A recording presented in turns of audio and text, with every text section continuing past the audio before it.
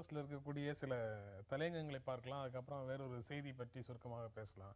இந்து தமிழ் லோக்பால் பரிந்துரை குழு அமைப்பதற்கான அரசு முயற்சிகளை பற்றி ஒரு தலையங்கம் எழுதியிருக்கிறாங்க. தனக்கு ஏற்ற ஆட்களை தேர்ந்தெடுத்து ஒரு பொம்மை குழுவை அரசு உருவாக்க முயற்சி செய்யுது. இதனால சட்ட வல்லுநர்கள் அந்த குழுவில் பொறுப்பேற்கிறதுக்கு தயங்குறாங்க அப்படின்னு இந்து தமிழ் சொல்லுது.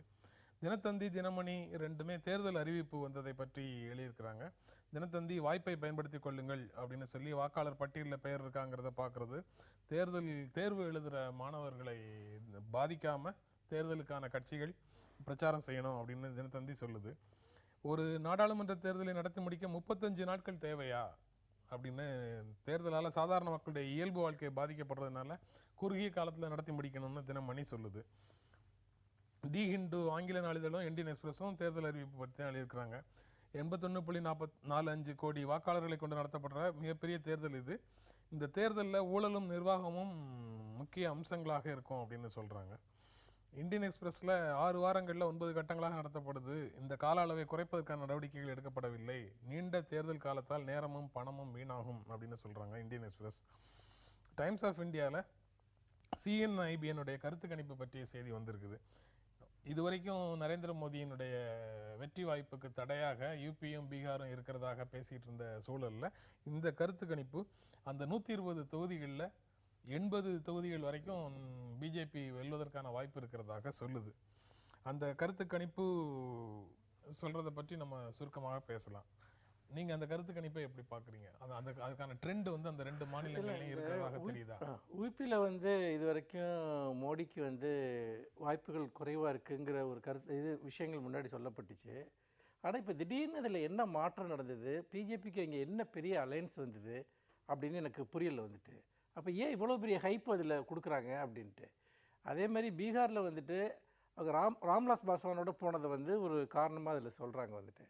நம்ம ஏற்கனவே இந்த அரங்கத்தில் போன வாரம் பேசின ராம்விலாஸ் பாஸ்வானோட கரண்ட் பொலிட்டிக்கல் பொசிஷன் என்ன அப்படிங்கிறத பற்றி. அப்படி பார்க்குறப்போ இந்த கருத்து கணிப்பு என்பதில் ஒரு மிகை இருக்கிறதா நான் பார்க்குறேன். ஏன்னா கிட்டத்தட்ட 2004 எல்லா கருத்து கணிப்புகளுமே தேர்தல் நெருங்க பிஜேபிக்கு ஆதரவாக வர்றதுங்கிறது ஒரு வழக்கமான ரொட்டீனாக மாறிடுச்சு. அதனால இதில் ஒரு பெரிய ஒரு ஹைப் உருவாக்கப்படுது அப்படின்னு தான் எனக்கு தோணுது. நீங்க எப்படி பாக்குறீங்க? நிச்சயமா அது இந்த கருத்து கணிப்பு என்பது ரொம்ப பயாஸ்டாக வந்துருச்சுங்கிறது உண்மை. இப்போ அண்மையில் பார்த்தீங்கன்னா 2-3 பெரிய பெரிய கருத்து கணிப்புகள் பண்ணவங்கள்லாம் அது ஒரு சார்பாக தான் இருக்குங்கிறது இப்போ தேர்தல் கமிஷனே ஒத்துக்கொண்டு மக்களிடத்துல எடுத்து கொடுக்குற ப்ராசஸ் ஜென்யூனாக இருந்து, நியாயமாக இருந்து, நேர்மையாக இருந்து, அந்த கருத்து கணிப்பு வெளியிடக்கூடிய முடிவுல நமக்கு இருக்கிற கருத்து வேறுபாடை சொல்றது ஒரு வகை. இது சார்பாகவே இருக்கு அப்படின்னு சொல்றது அந்த என்டையர் ப்ராசஸையே சார்பு நிலையில இருந்து எடுத்ததாக சொல்ல முடியுமா? சொல்லலாம். ஏன்னு கேட்டிங்கன்னா இன்றைக்கு பல்வேறு அமைப்புகள் ஈவன் ஊடகங்களே கூட இன்றைக்கு பெரிய பெரிய கட்சிகளுடைய கையில் தான் இருக்குங்கிறது ஒன்றும் யாருமே மறுப்பதற்கு இல்லை. இன்றைக்கி அம்பானின்னு கேட்டுக்கிட்டால் அவருக்கு ஒரு பெரிய அளவுக்கு பின்னணி இருக்குது. ரெண்டாவது, எல்லா அரசியல் கட்சிகளுமே தங்களுக்கு என்று ஒரு எலக்ட்ரானிக் மீடியாவும் ஒரு பத்திரிகையும் வரணுங்கிறது இன்றைக்கு கிட்டத்தட்ட அது ஒரு அடிப்படை தேவை மாதிரி ஆகிக்கொண்டிருக்கக்கூடிய சூழலில் அது அந்த மாதிரி வருவது, பயாஸ்டாக இருப்பது என்பது தவிர்க்க முடியாமல் வந்துக்கிட்டே இருக்குங்கிறத நம்ம பார்க்குறோம். இப்போ நீங்கள் பார்த்தீங்கன்னா டைம்ஸ் ஆஃப் இந்தியாவில் அர்ணாப் கோஸ்வாமி நடத்தக்கூடிய இந்த விவாதங்கள் ஒரு கட்டம் வரைக்கும் நல்லா இருந்தது. அப்புறம் பார்த்தீங்கன்னா அது ஒரு வேறு மாதிரி ஆகிப்போச்சு. அதாவது ஒரு தடியெடுத்த தண்டல்கார மாதிரி அது அவர் எல்லாத்தையும் ஓங்கி பேசுவதும் மற்றவர்களை அடக்குவதுங்கிற போகும்போது அதனுடைய தன்மை குறைஞ்சிக்கிட்டு வரும்போது அது அவர் சும்மா செய்வதாக நான் நினைக்கல. ஒருத்தர் பாப்புலர் ஆகிறாருன்னு சொன்னால் அதற்கு பின்னால் ஒரு அரசியல் பின்னணியோ அதற்கான ஒரு ஆதரவோ அந்த ஒரு ஒரு செல்வாக்கோ செலுத்துவது என்பது தவிர்க்க முடியாமல் தான் இருக்குது. அதனால் இந்த கருத்து கணிப்புகள் என்பது நிச்சயமாக தடை செய்யப்பட்டால் நல்லது. ஒன்று. ரெண்டாவது, கட்சிகள் மத்தியில் எந்த பிரச்சனைகளை வைத்து இவங்க இப்போ தேர்தலை எதிர்கொள்கிறார்கள்? எந்த கட்சியுமே இல்லை. நீயா நானாங்கிறது தான் நடக்குது. நானா நீயா அப்படின்னு நடத்த. இப்போ யாருக்கு செல்வாக்கு இருக்குது, எப்படி இருக்குது அப்படிங்கிறது. இப்போ அப்படி பார்க்கும்போது பார்த்தீங்கன்னா ஆம் ஆத்மி கட்சி எந்த பிரச்சனையை அவர்களுக்கு என்று கொள்கை என்று சொல்லியிருக்காங்க. ஊழல் எதிர்ப்பு, லஞ்சம் எதிர்ப்பு தவிர எதுவுமே இல்லை. இப்போ அவங்க அகில இந்த அளவில் பல மாநிலங்களில் போட்டி போடக்கூடிய அளவிற்கு வராங்க. அவங்க மோடி எதிர்த்து நான் இப்போ கேஜ்ரிவால் சொல்கிறேன். அப்போ என்ன வருது என்று சொன்னால் ஒரு மிகப்பெரிய ஒரு அரசியல், ஜனநாயக அரசியல், ஒரு ஒரு ஒரு அதற்கான ஒரு தேர்தல் என்கின்ற அந்த ஒரு பெரிய நடவடிக்கையில் மக்கள் மத்தியில் கொள்கைகள் வைக்கப்படுவதே இல்லை. அது கட்சியினுடைய திட்டங்கள் வைக்கப்படுவதில்லை. நீண்ட நாளாகவே பார்த்தீங்கன்னு சொன்னால் இந்த தேர்தல் அறிக்கைகள் எல்லாமே ஒரு குப்பை மாதிரி ஆகிப்போச்சு. அதை பற்றி யாருமே பேசுறதில்லை. அப்போ இன்றைக்கு இந்த தேர்தலுக்கு முன்னால் நடக்கக்கூடிய சூழல் என்பது முற்றாக மக்கள் விரோதமாக ஜனநாயகம் அற்ற ஒரு தன்மையில தான் இருக்குங்கிறத நம்ம பார்க்கலாம். அப்படி வரும்போது மீடியா இருக்கலாம் பின்னால. இப்போ 2 நாளைக்கு முன்னாடி இன்னொரு கருத்து கணிப்பு வந்துச்சு. தமிழ்நாட்டில் காங்கிரஸோட செல்வாக்கு அதிகரிச்சிருக்கு, ராகுல் காந்தி பிரபலமாயிட்டு இருக்காரு அப்படின்ட்டுலாம். இப்படி விசித்திரமான முடிவுகள்லாம் தொடர்ந்து கருத்து கணிப்புகளில் வந்துக்கிட்டு இருக்க ஒரு சூழ்நிலையில் இதெல்லாம் ப்ரொபகேண்டாவோட ஒரு பகுதியாக இது மாற்றப்பட்டுச்சு.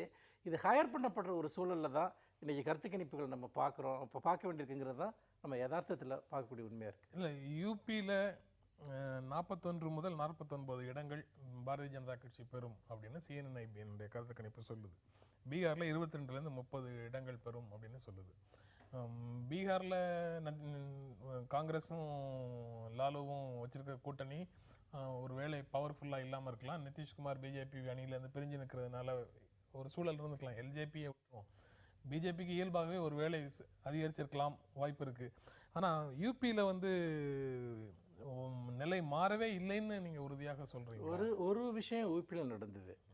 அங்கு நடந்த தொடர்ச்சியான மதக்கலவரங்கள், அந்த மதக்கலவரங்களின் காரணமாக ஒரு மதசார்பான ஒரு ஓட்டுக்கள் அங்கே கன்சாலிடேட் பண்ணப்படுதோ அப்படிங்கிறப்போ ஒரு மோடிக்கு ஆதரவான அல்லது இந்துக்களினுடைய ஓட்டுக்கள் கன்சாலிடேட் பண்ணப்படுதோ அப்படிங்கிற ஒரு விஷயந்தான் வந்துட்டு அங்கே நடந்திருக்கக்கூடிய ஒரு மாறுதலாக நினைக்கிறேன். ஆனால் அது இன்றைக்கி யூபியில் பொறுத்த வரைக்கும் முஸ்லீம்ஸ் ஓட் பேங்க்ன்றது ரொம்ப வந்து பார்த்திங்கன்னா ஸ்ட்ராங்காக இருக்கக்கூடிய ஒரு இடம். அப்படி பார்த்திங்கன்னா இவங்க அவ்வளோ ஈஸியாக அதை வின் பண்ண முடியுமாங்க அப்படிங்கிறதும் ஒரு டவுட்ஃபுல்லான ஒரு விஷயந்தான். இந்த மதவாத மோதல்கள் யூபியில் அதிகரிச்சதுக்கு தான் இது ஒரே மாற்றம். இப்போ யூபியை பொறுத்தளவில் நான் என்ன பார்க்குறேன்னு சொன்னால், அந்த கருத்து கணிப்பை நிச்சயமாக நான் ஏற்றுக்கொள்ளலை. என்ன காரணம்னு கேட்டால், உத்தரப்பிரதேசத்தை பொறுத்த அளவில் முலாயம் சிங் யாதவும் மாயாவதி என்பது ஒரு மிகப்பெரிய ஒரு அரசியல் சக்திகள். அங்கே வந்து இப்போ காங்கிரஸ் தான் வந்து பலவீனமாக இருக்குது. இப்போ அகில இந்திய அளவில் காங்கிரஸ் பலவீனமாக இருக்கக்கூடிய சூழலில் அவர்களுக்கு இன்று இருக்கக்கூடிய ஒரு ஓட் பேங்க்கை வந்து அவ்வளோ எளிதாக வந்து இன்றைக்கி பிஜேபியெல்லாம் கைப்பற்ற முடியாது.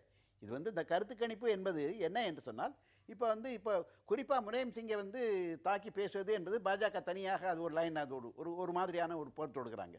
அதே மாதிரி நீங்கள் பார்த்தீங்கன்னா மாயாவதி தனித்து நிற்பதனால, அவங்க ஒன்றுபட்டு நிற்காத அந்த ஒரு காரணத்தினாலையும் அவர் லைம்லைட்டுக்கு மேலேயே வரல. அவங்க எங்கே இருக்காங்கன்னே மாயாவதி தெரியாத அளவுக்கு இருக்கு. அதனால வந்து இன்றைக்கு வரக்கூடியதெல்லாம் வந்து இன்றைக்கி மோடிக்கு ஆதரவாக அல்லது பாஜக ஆதரவாக என்பதாக கட்டமைக்கப்படுவதாக தான் நான் பார்க்கிறேன். அது உண்மையான ரிஃப்ளெக்ட் பண்ணலன்னு தான் நான் ஒரே ஒரு விஷயம், யூபிலையும் சரி பீகார்லையும் சரி ஜாதிய ரீதியான ஓட் பேங்க் இருக்கு இல்லையா, அதுக்கு தான் ஒரு மேஜர் ரோல் இருக்குது. இந்த 2 ஸ்டேட்லேயுமே அதை பிரதிநிதித்துவப்படுத்தக்கூடிய தலைவர்கள் தான் வந்து இதில் ஒரு முக்கியமான ரோல் ப்ளே பண்ணுவாங்கன்றது நமக்கு வெளிப்படையாக இருக்குது. அதனால் இந்த கருத்து கணிப்பு ரொம்ப மிகையாக தான் தோணுது. நீங்கள் ஜாதி ரீதியான வாக்கு வங்கி இருக்குங்கிறதுனால இந்த இதை கேட்டு முடிக்கிறேன். பிற்படுத்தப்பட்டோர் பிரிவை சேர்ந்தவர் தான் நரேந்திர மோடி அப்படிங்கிறதுக்கான எஃபெக்ட் வந்து இந்த 2 இடத்துலையும் இருக்கவே இருக்காதா? இல்லை, அப்படி ஒரு இமேஜ் அவர் வந்து முன்னிறுத்தி அவர் இங்கே வந்து இது பண்ணலையே. வந்துட்டு அவர் தன்னுடைய நேஷனல் லீடராகவோ வளர்ச்சிக்கான டெவலப்மெண்ட் அல்லது கம்யூனல் சார்ந்த ஒரு விஷயத்தோடு தான் தன்னை முன்னிறுத்திக்கிறாரு. தன்னை பிற்படுத்தப்பட்ட சமூகத்தின் பிரதிநிதியாக முன்னிறுத்தி அவர் அரசியல் பண்ணலை. அதனால அந்த கார்டு வந்து ஒர்க் ஆகும்னு எனக்கு தோணலை. நம்ம தொடர்ந்து பேசலாம் ஒரு இடைவேளைக்கு பிறகு.